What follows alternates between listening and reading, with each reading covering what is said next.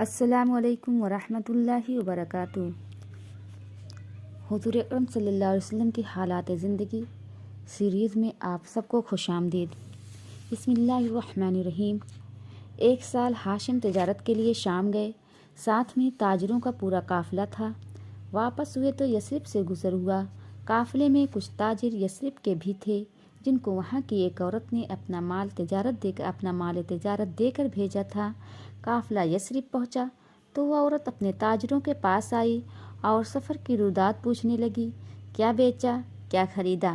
باتوں سے ایسا لگتا تھا جیسے کوئی بہت ہی ہوشیار، تجربہ کار اور باتدبیر خاتون ہو۔ ہاشم یہ سب دیکھ رہے تھے، دل ہی دل میں اس کی فراست کی داد دے رہے تھے، اس کی ذکاوت اور فطانت سے خوش ہو رہے تھے، چہرے پر شرافت اور سنجیدگی کا نور دیکھ کر مسحور ہو رہے تھے۔ یہ کون عورت ہے؟ ہاشم نے سوال کیا۔ یہ سلمہ ہے، باپ کا نام عمر ہے، خزرج کا ایک خاندان ہے، بنی نجار، یہ اسی خاندان سے ہے۔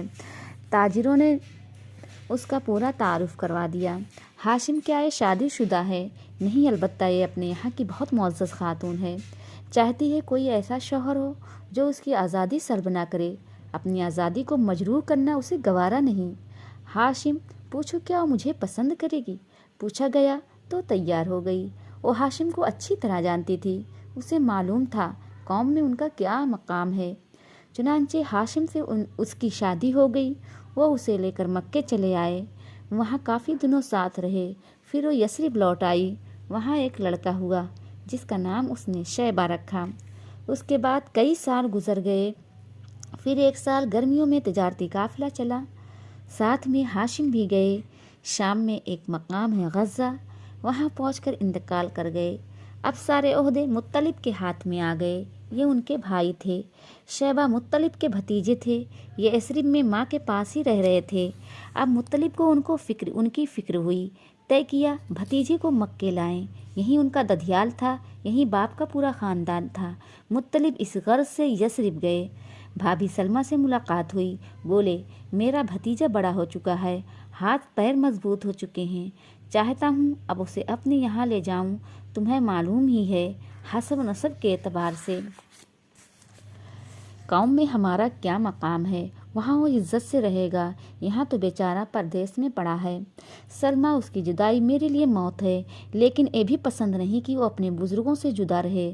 ذرا پوچھئے دیکھیے اس کی کیا خواہش ہے، کہو میرے دلارے کیا خیال ہے، میرے ساتھ اپنے وطن چل رہے ہو نا؟ مطلب نے نہایت پیار سے بھتیجے کو مخاطب کیا۔ یہ تو امی بتائیں گی، جب تک امی جان کی اجازت نہ ہو میں کہیں نہیں جانے کا۔ سعادت مند بھتیجے نے نہایت معصومیت سے جواب دیا۔ سلمہ نے مطلب کا اصرار دیکھا تو تیار ہو گئیں، کلیجے پہ پتھر رکھ کر اجازت دے دی۔ مطلب 3 دن وہاں مہمان رہے، چوتھے دن شیبہ کو ساتھ لے کر مکہ روانہ ہوئے۔ اس وقت شیبہ کی عمر 8 برس تھی۔ دونوں ایک ہی اونٹ پر سوار تھے، مطلب آگے تھے اور شیبہ پیچھے۔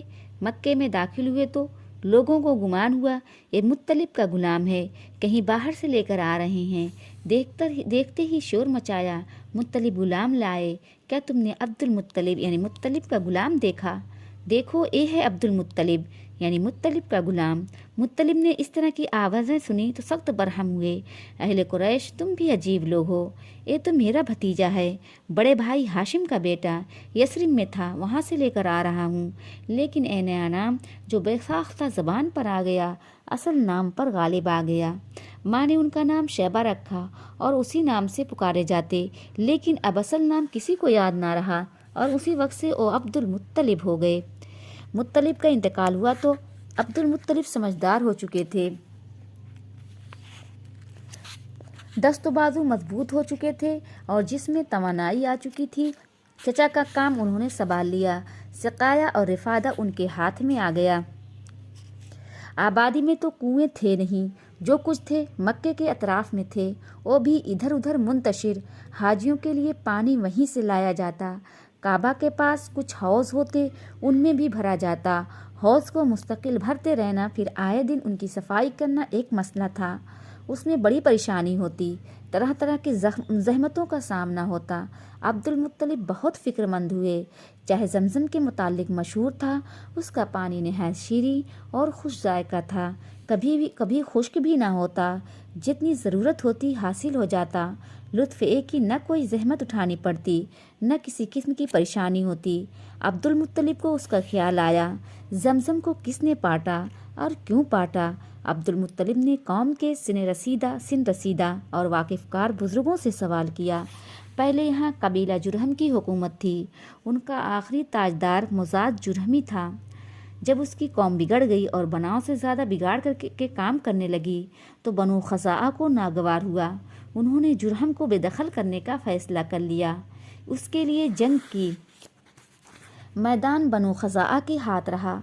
اب جرہم کو یہاں سے جانا پڑا۔ جاتے وقت مزاج سے اور کچھ تو بن نہ پڑا،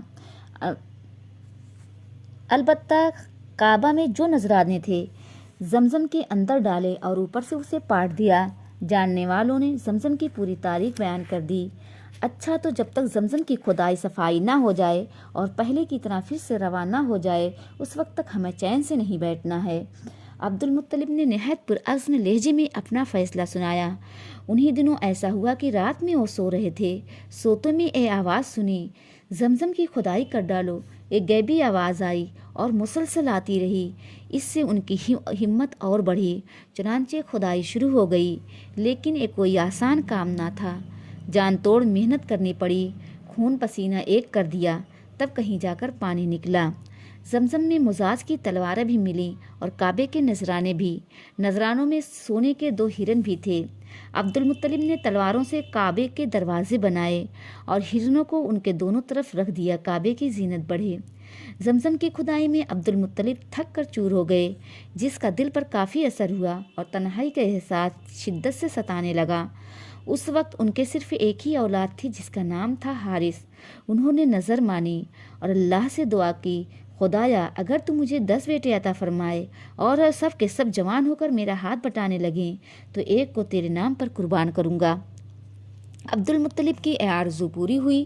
اللہ نے ان کو 10 بیٹے دیے، سب پلے بڑھے جوان ہوئے اور ان کا ہاتھ بٹانے لگے۔ اب نظر پوری کرنے کا وقت آ گیا۔ عبد المطلب نے بیٹوں کو جمع کیا اور سارا قصہ سنایا۔ ابا جان، ہم دل و جان سے حاضر ہیں، جس کو چاہیں آپ قربان کر دیں۔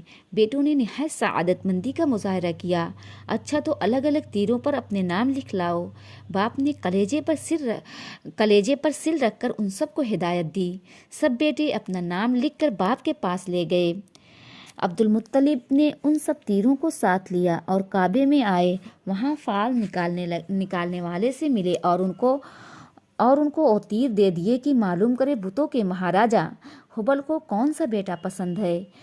اس وقت مکے میں رواج تھا، جب کوئی اہم کام درپیش ہوتا تیروں سے فال نکلواتے، اس طرح دیوتاؤں کی مرضی معلوم کرتے۔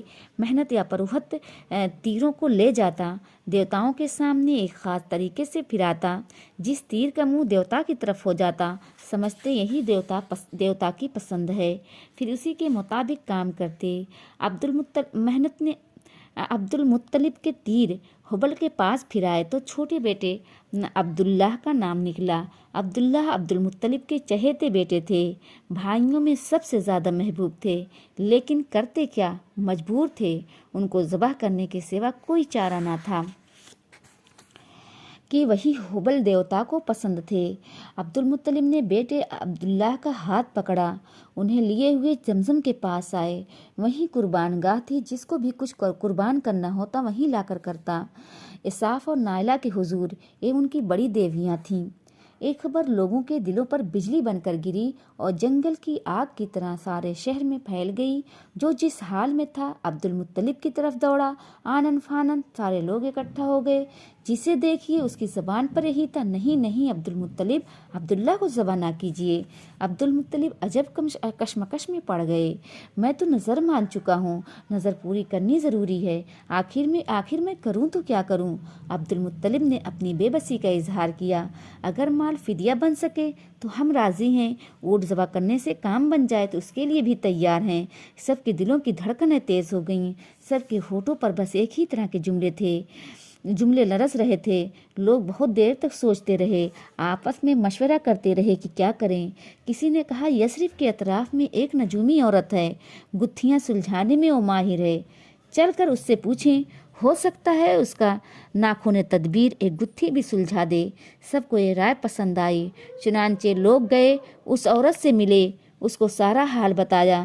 سب کچھ سن لینے کے بعد اس نے پوچھا، کسی قیدی کو چھڑانا ہو یا کسی مجرم کی جان بچانی ہو تو کتنا فدیہ دیتے ہو تم لوگ؟ 10 اونٹ 10 اونٹ 10 اونٹ، سب ایک ساتھ بول پڑے۔ ایسا لگ رہا تھا جیسے انہیں امید کی کوئی کرن نظر آ گئی ہو۔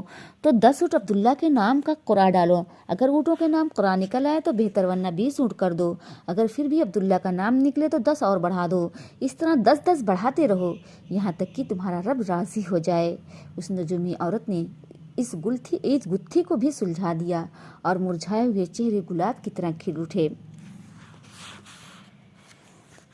لوگوں نے ایسا ہی کیا، 10 اونٹ عبداللہ کے نام کا قرعہ ڈالا تو عبداللہ کا نام نکلا، 10 اونٹ بڑھا دیے پھر عبداللہ کا نام نکلا، 10 اونٹ اور بڑھا دیے پھر عبداللہ کا نام نکلا، 10 اونٹ اور بڑھا دیے پھر عبداللہ ہی کا نام نکلا۔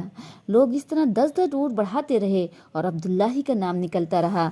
ادھر عبدالمطلب کھڑے عاجزی کے ساتھ دعا میں مصروف تھے، خدایا فدیہ قبول کر لے، خدایا عبداللہ کی جان بچا لے۔ جب بڑھتے بڑھتے 100 اونٹ ہو گئے تو قرعہ اب اونٹوں کے نام نکل آیا۔ اب کیا تھا، لوگ خوشی سے اچھل پڑے۔ عبدالمطلب کو ہر طرف سے مبارکباد دی جانے لگی۔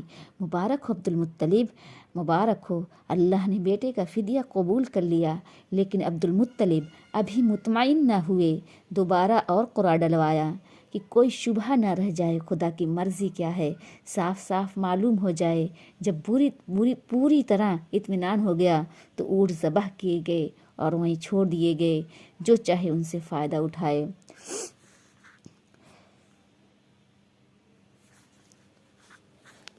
اللہ حافظ۔